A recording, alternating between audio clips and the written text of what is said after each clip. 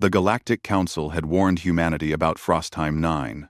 They called it a death world, a planet where temperatures plummeted to -70 degrees Celsius during the long nights, where the very air could crystallize in your lungs, and where the apex predators were armored beasts that could shred durasteel with their claws.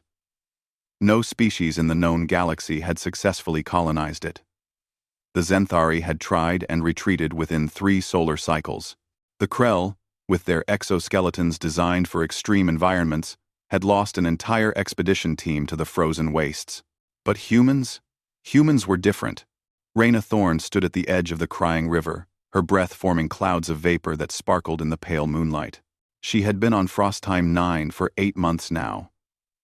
Part of the third wave of human colonists, who had somehow managed to do what every other species considered impossible. They had not just survived, they had begun to thrive. The prefab colony behind her glowed with warm lights, smoke rising from thermal generators that converted the planet's geothermal energy into heat and power. She pulled her thermal jacket tighter, though truthfully, she barely felt the cold anymore. The human body was remarkable in its ability to adapt, and Reyna's had learned to regulate its temperature with an efficiency that would have made the Galactic Medical Board scratch their heads in confusion. Humans, they were learning, were persistence incarnate. The night was silent, except for the groaning of ice, a sound Reyna had learned to read like a language. The river had begun its nightly transformation, the water molecules slowing, crystallizing, becoming solid. By dawn, it would be a highway of ice thick enough to support a transport vehicle. By noon, when Frostheim 9's twin suns reached their zenith, it would be flowing water again, teeming with bioluminescent fish that the colonists had learned to harvest. That's when Reyna heard it, a sound that made her blood run cold, in a way the temperature never could. A desperate, keening cry, young, frightened, dying. She sprinted toward the sound, her boots crunching on the frost-covered ground. The cry came again, weaker now, and Reyna's enhanced vision, another gift, from 8 months of low-light conditions, caught movement beneath the river's surface. The ice had formed quickly tonight, faster than usual, and something was trapped beneath it. Reyna dropped to her knees and pressed her face close to the ice. There, thrashing weakly in the water below, was Kiro. She recognized him immediately. The young Frostclaw cub had been orphaned 3 weeks ago, when hunters from the colony against Reyna's vehement protests had killed his mother, claiming she posed a threat to the settlement. Reyna had been feeding him since then, leaving scraps of protein rations near the forest edge.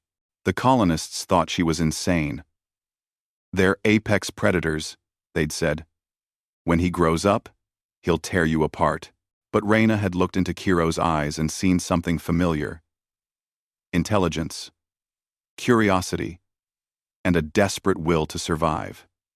She saw humanity reflected back at her. Now those same eyes stared up at her through a meter of solid ice, already beginning to glaze over. Kiro's massive paws scraped uselessly against the frozen ceiling of his prison.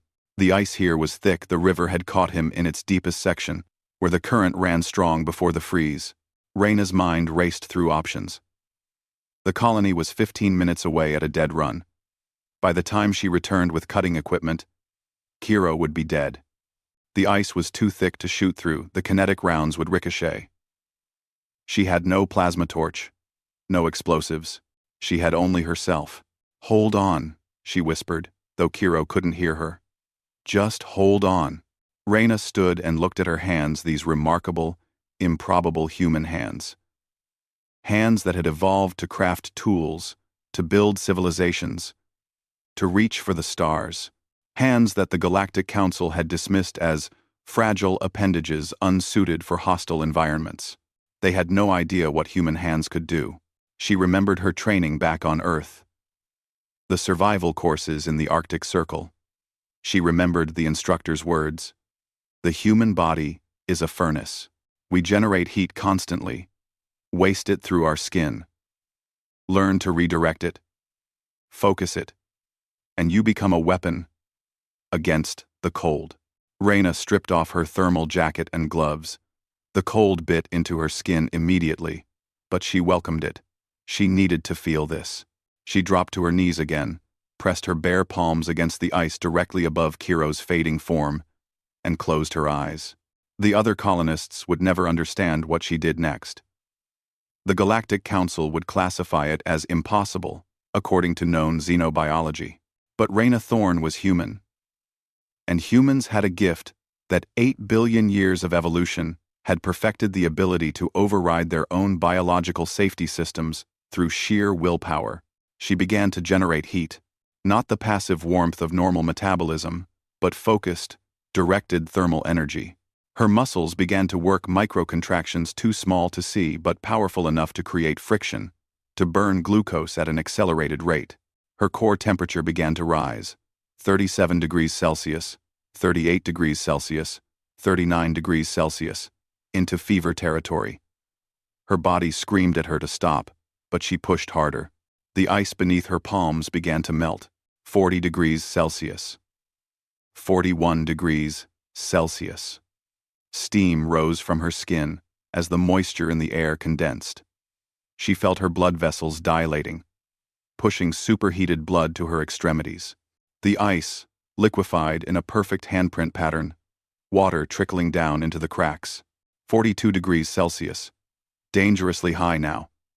Her vision blurred. She didn't stop. Reyna raised her fist and brought it down on the weakened ice. Once, twice, 3 times. Her knuckles split, blood freezing instantly on impact, but the ice was fracturing, spiderweb cracks spreading outward. She struck again, putting 8 months of adapted strength behind the blow strength, built from hauling equipment in high gravity, from surviving in conditions that would kill any other species within hours. The ice shattered. Reyna plunged her arms into the freezing water, grabbed Kiro's scruff, and hauled him out with a roar of effort. The cub was twice her weight, his waterlogged fur adding even more mass. But adrenaline and desperation gave her strength. She dragged him onto the bank, turned him on his side, and pressed down on his ribcage. Water gushed from his mouth. "Come on," she gasped, her own body temperature crashing now, hypothermia setting in. "Come on, Kiro. Breathe." She pressed again. Again. She'd learned CPR in basic training, but that was for humans. She had no idea if it would work on a frostclaw, if their physiology was even similar enough. It had to work. It had to. Kiro's body convulsed. He coughed, water spraying from his nostrils. And then he gasped a deep, shuddering breath. His eyes opened, found Reyna's face. And for a moment, predator and human simply stared at each other. Then, Reyna collapsed. She woke 3 hours later in the colony medical bay, wrapped in thermal blankets with IV fluids running into her arm. Dr. Chen stood over her, shaking his head. "Your core temperature dropped to 34 degrees Celsius, he said. "You should be dead, or at minimum, suffering severe frostbite and cellular damage." He held up her hands. They were bruised, cut, but otherwise intact. "Instead, you're fine." "How?" Reyna smiled weakly. Human stubbornness? Through the window, she could see Kiro in a makeshift pen, alert and watching her. The colonists had wanted to release him back into the wild, but Reyna had refused. They had a bond now, forged in ice and desperation. The Galactic Council would eventually hear this story. They would add it to the growing file of impossible human incidents that was causing quite a stir in xenobiological circles. They would try to understand how a species from a garden world had become the galaxy's most adaptable, most stubborn, most unreasonably capable survivors. But they would never truly understand. Because humans didn't survive hostile environments through superior technology or biological advantages. They survived through sheer, bloody-minded refusal to let anything cold, ice, or fate dictate what was possible. Reyna Thorne had shattered a meter of solid ice with her bare hands to save a life. And she'd do it again without hesitation, because that's what humans did.